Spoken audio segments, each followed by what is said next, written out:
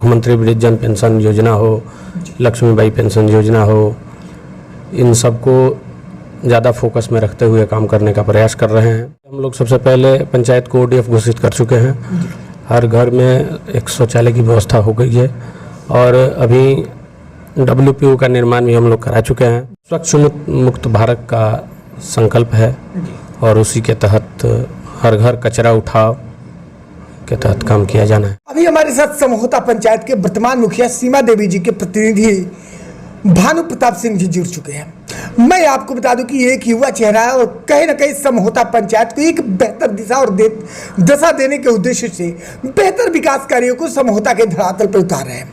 आइए मिलते हैं इनसे और जानते हैं समहोता के उन तमाम विकास कार्यों के बारे में जिसको इन्होंने अपने नेतृत्व में समहोता के धरातल पर उतारने का प्रयास किया है और उतारा भी है। तो स्वागत है आपका डेली लाइव न्यूज चैनल में सर। नमस्कार सर, सबसे बड़ी बात यहाँ पे आ रही है कि आप एक युवा चेहरा है और युवा सोच और युवा जोश के साथ पंचायत का नेतृत्व कर रहे हैं।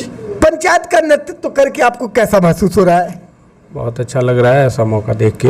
हम जैसे युवाओं को ये मौका मिला है काम करने का और हमारी ये कोशिश हमेशा रहती है कि मैं अपना 100% पूरे जनता को दे पाऊँ। सरकार की जो भी महत्वाकांक्षी योजनाएं हैं उसको धरातल पर उतारने का कोशिश करूं और इसी लक्ष्य के साथ हम लोग आगे बढ़ रहे हैं। बिल्कुल। तो क्या आप जिस लक्ष्य के साथ समहोता का नेतृत्व कर रहे हैं उस लक्ष्य में आपने कौन कौन से विकास कार्य को जो है समहोता के धरातल पर उतारने का प्रयास करे और उतार भी रहे हैं?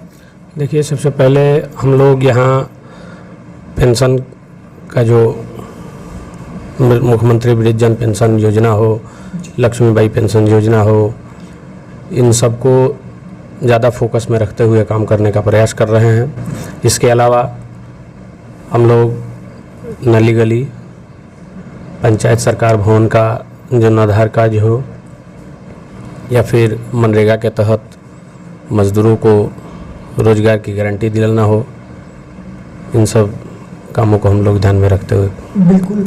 आप युवा जोश और युवा सोच के साथ इतने सारे विकास कार्यों को समहोता के धरातल पर उतारने का प्रयास कर रहे हैं और उतार भी रहे हैं।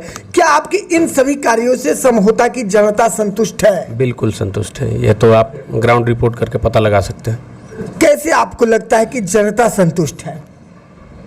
ऐसा फीडबैक मिलता रहता है क्योंकि हम लोग हमेशा फील्ड में रहते हैं और इसका फीडबैक मिलता रहता है हमेशा और 100% जनता संतुष्ट है।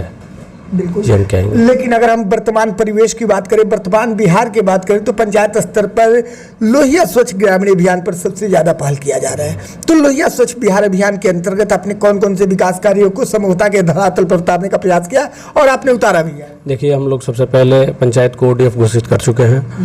हर घर में एक शौचालय की व्यवस्था हो गई है और अभी WPO का निर्माण भी हम लोग करा चुके हैं। चुनावी आचार संहिता की वजह से WPO का कार्य आगे नहीं कर पा रहे हैं और फंड्स की भी कुछ कमी है। इस वजह से हम लोग उसमें बहुत ज़्यादा आगे कुछ कर नहीं पा रहे हैं। चुनाव बीतते हैं उसमें तेज़ी से काम लाने का प्रयास रहेगा। WPO की बार बार आप बात कर रहे हो तो WPO बनवाने के पीछे सरकार का क्या उद्देश्य? क्यों सरकार जो है पंचायत स्तर पर, ब्लॉक स्तर पर, जिला स्तर पर WPO पर सबसे ज़्यादा पहल कर रही है? स्वच्छ मुक्त भारत का संकल्प है और उसी के तहत हर घर कचरा उठाओ के तहत काम किया जाना है। अच्छा, ऐसा कचरे कहा जा रहा है कि कचरे को ले जा करके WPO में निष्पादन किया जाएगा। तो WPO में कचरे के निष्पादन करने की क्या प्रक्रिया होगी और किस तरह से कचरे का निष्पादन किया जा सकेगा?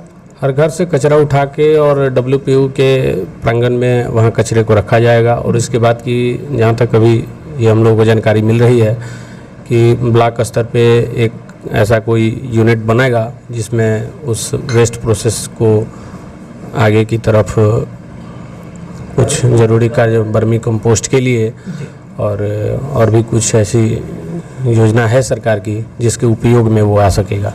बिल्कुल, काफ़ी सराहनीय पहल है। डेली लाइव न्यूज़ के माध्यम से आपको आपके पंचायत और पूरे बिहार की जनता भी देख रही है। आप अपने नेतृत्व को लेकर और स्वच्छ भारत मिशन को लेकर के जनता से क्या कहना चाहेंगे? बहुत लंबा समय नहीं है। हम तो यही कहेंगे कि चुनाव बीतते ही हम लोगों के यहाँ जो चालू हो जाएगा हर घर कचरा उठाओ, तो उसमें पंचायत के लोगों से सहयोग मांगने का अपेक्षा करेंगे। जनता हमें सहयोग करेगी, ये हमें उम्मीद है। बिल्कुल, चलिए जी, चैनल से जुड़ने के लिए और अपना कीमती समय देने के लिए बहुत बहुत धन्यवाद आपको। धन्यवाद।